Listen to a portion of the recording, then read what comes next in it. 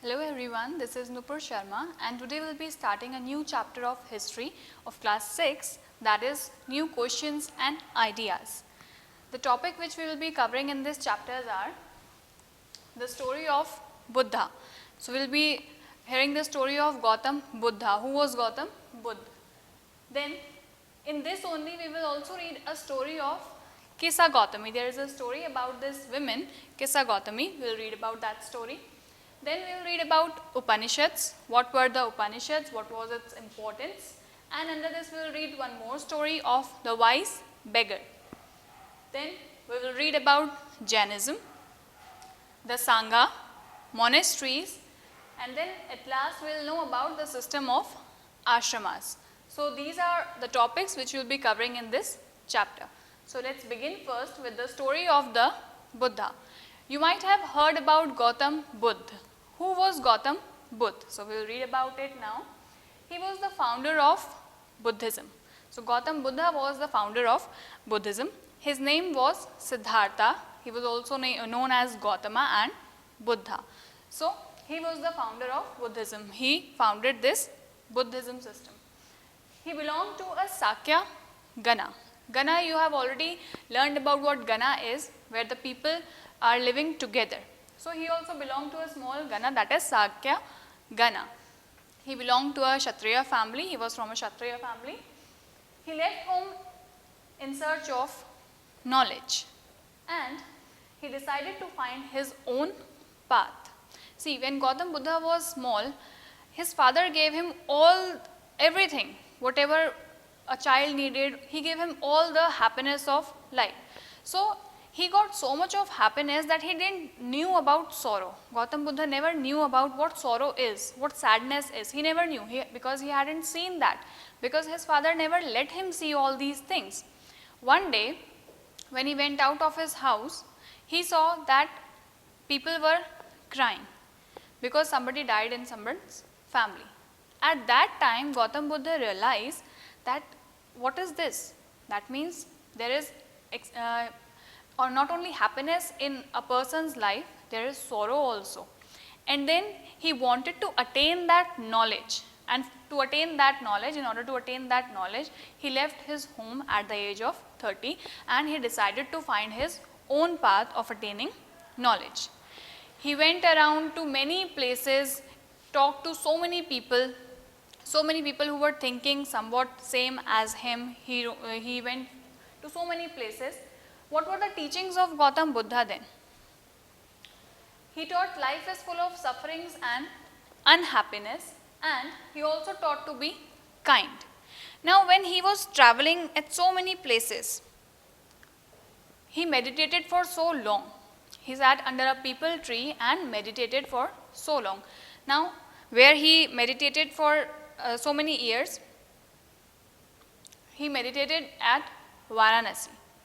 So he done his meditation and one day he got the enlightenment. He attained that enlightenment, and after attaining that enlightenment, when he had acquired that knowledge, what he wanted, what he went to search for, so after that he started giving his knowledge to other people as well and started teaching other peoples about life. So according to him, what life was? Life was full of sufferings and unhappiness. And he also taught people to be kind to others, not only human beings, he also taught people to be kind to the animals as well.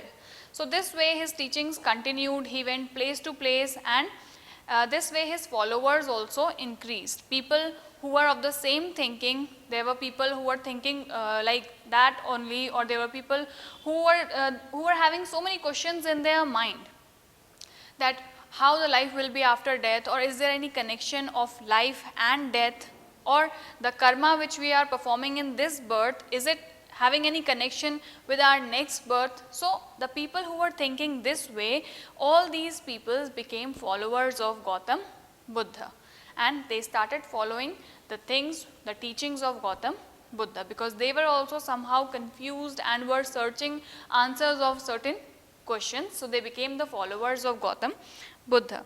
Now here we will read about a story of the women Kissa Gautami. Now, she was a woman who lost her son. Her son died. She took her son and went door to door for help. She wanted her son that his life should become back. So, one person took that woman to Gautam Buddha. Gautam Buddha told Kissa Gautami, okay, I'll bring back your son to life, but you have to do one thing. So, she was ready to do anything for, for her son's life. She said, yes, whatever you say, I'll do it for you. So, Gautam Buddha told her, bring me a handful of mustard seeds. She was happy. She said, okay, I can bring this. If my son is coming back to life and I only have to bring mustard seeds, I can do it very easily. She was ready to do. But as she was leaving, Gautam Buddha stopped her and said, but those mustard seeds must be from the family where nobody has ever died. Now, this woman got a little bit confused, but she still tried. She went to door in search of a house where nobody has ever died. But whenever she went to some other house, no house was such where nobody has ever died. In some house, maybe the people have lost their grandparents, or somebody has lost his father, somebody has lost his mother, somebody has lost brother or sister. So, after being in so many places, she couldn't find any such house where nobody has died. So, with this story, by telling Kissa Gautami this thing to bring mustard seed from the family where nobody has ever died, Buddha want to tell her that there is no house where there is no sorrow, right, or no unhappiness. If you go to any house, to any person, to any place, there will be something or the other. You will find something or the other for which they are sad.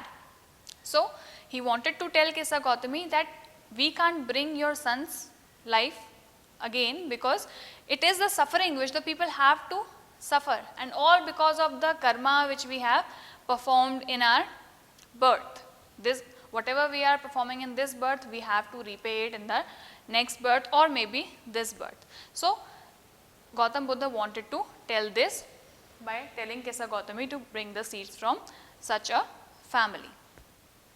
Now, the next thing which we will be going to read is the Upanishads. What are the Upanishads? See, Upanishads are the later Vedic text. Later Vedic text means, the meaning of Upanishad is approaching and sitting near. Now, in these texts, what all was written in these Upanishads, in these texts, whatever the people were thinking, the learned masters were thinking. So, whatever were their thought, they used to have a debate, a discussion, and then they were written in these Vedic texts. So, these were the Upanishads. The other thinkers also tried to find out the answer. Like Gautam Buddha, there were many other thinkers who were trying to find out the answer of different questions. People want to know that whether there is something permanent in life. Thinkers felt that there was something permanent which will stay even after their death in the on the earth. Teaching of scriptures, it also included teaching of scriptures, maybe religion or philosophy. It also, there was one more concept in this Upanishads, that is Brahman and Atman. Here this Brahman means God. God who is the creator of the whole world, Brahman. And Atman, the higher level of individual. Means if I am a person, so the very higher level of mind, that is the Atman. So there were thinkers who also used to think that this Brahman and Atman, both God and the higher level of a person, the higher level of an individual, both are one. Thinkers were also thinking this. Few thinkers used to think this. So all these things which the thinkers were thinking, which whatever was coming to their minds, they all were the parts of these Upanishads, the text, the Vedic texts which were written. Coming to our next topic, that is Jainism. Like Gautam Buddha, there was one more person. Gautam Buddha was the founder of Buddhism. There was another who was the who belonged to Jainism. Vardhaman Mahavira. He was the last and 24th Tirthakara of the Jaina. Right.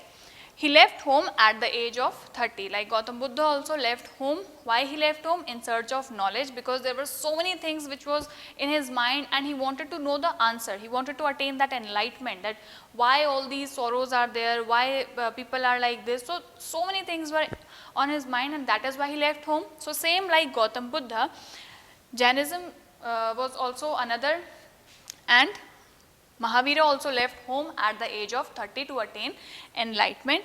He led a hard life and lonely life for about 12 years. So for 12 years he led a very hard and lonely life. He was lonely. He was also traveling from place to place in search of enlightenment. He also wanted to attain that enlightenment.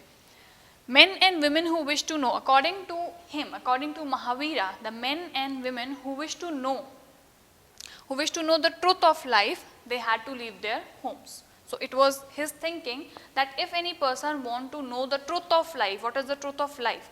That person needs to leave his home, then only he can know the truth of life. Then only that person, after meditating, after meeting such person, after getting all these teachings, after attaining that enlightenment, only then he could know about what life is all about. So for all these, men or any women have to leave their homes. Now there was one more thing. People who want to leave their homes, it is not that any person can leave any time. If it is a woman, if a woman is there, if she want to leave her home, then she has to take permission from husband. If a small child is there, then that child has to take permission from his parents. So it is not that anyone will leave home at any time. He believed that if somebody wants to know what life is all about, that person has to leave home, but by taking the permission of the family members. Next come the Sangha. See, when we are talking about these people who want to attain knowledge and who want to leave their home. So after leaving the home, where will these persons go? So for them, both Mahavira and Buddha felt that only those who left their homes could gain the true knowledge. So this was the thinking of both Mahavira also and Buddha also, that only people who are leaving their home can gain true knowledge. Now, for gaining knowledge, they have to leave their homes, and where they will go after leaving their homes? Now, what happened? The people who were the supporters and who were the followers of both Mahavira and Buddha, they made these Sangha. They arranged for them to stay together in the Sangha, means the place where these kind of people who are leaving their home and want to attain knowledge, they will live together in this Sangha. So Sangha was basically the place which was made by the supporters and followers of Mahavira and Gautam Buddha for the people who want to know, who want to gain the true knowledge. Somewhat like Sangha, there was one more thing, that is monasteries. Now what were monasteries? See, when these people who were leaving their home, they had to travel from one place to another in order to spread their teachings to other people. And to spread their teachings, they have to travel from one place to another. Although they travel from one place to another, and sometimes they used to take shelter on some caves, right? But at the time of rainy season, it became really difficult for them to stay at a place. So now, for that time, for the rainy season, now what their supporters did, they built up the shelters. It was built up by the supporters of Jaina and Buddhism. Those shelters were known as the monasteries.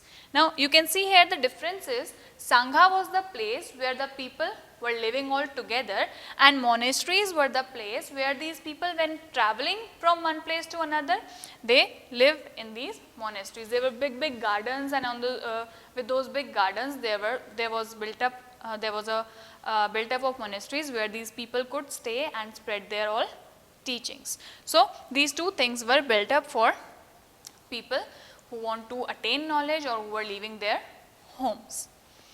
Now our last topic is the system of ashramas. Now when I use this term ashramas here doesn't mean the place where the people go and live or go and sit together to hear some knowledgeable things. No, here ashram doesn't mean that. Here the ashram, the system of ashramas means something else. There are 4 levels, you can say. The first one is brahmacharya, second grihastha, third vanaprastha, and fourth sannyasa. These were the 4 levels of this system of ashramas. How this worked, what was the importance and how this worked, that I will tell you. See, as I say, the 4 ashramas were recognized as brahmacharya, grihastha, vanaprastha and sannyasa. So, what the people will do in this first level, brahmacharya, in this first level, both men or women, whosoever is there, they will study, learn, read their Vedas, the text written on the Vedas.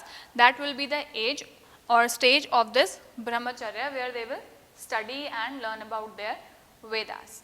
Then comes the second ashrama, that was grihastha.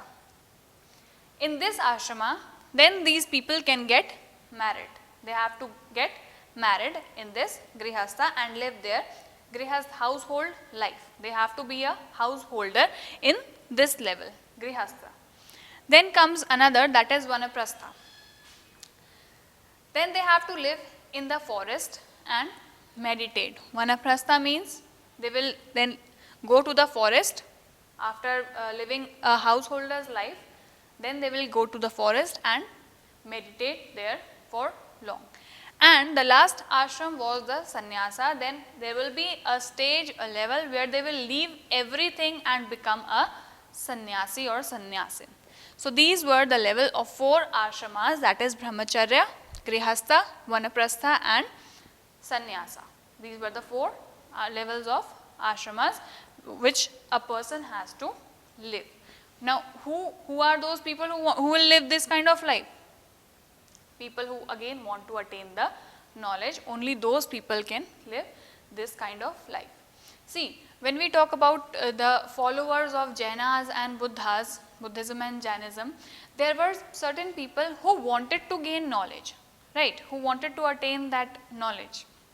And they tried also, but something or the other happened that they were not able to do so. They were not able to leave their homes, or they were not able to leave their work or businesses, whatever they were doing, whatever work they were doing, they were not able to leave it. So what they did, they became the supporters of the people.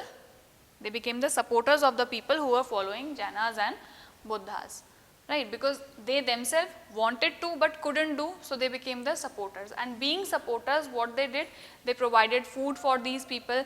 The Mahavira taught people that you have to live a very simple life, you have to be kind to people, and you have to beg for food. This was the teaching of Mahavira. He gave this teaching that you have to beg for the food. So where they used to get this food from? From the supporters, people who wanted to but couldn't follow them, who couldn't leave their homes, right? But they became the supporters and they supported these people who were leaving their homes and provided them with food. And these were only the people who provided these shelters like Sangha and monasteries. So people who couldn't become the followers, they became the supporter of Buddhism and Jainism. So this is all about our chapter. I hope you all understood. Thank you everyone.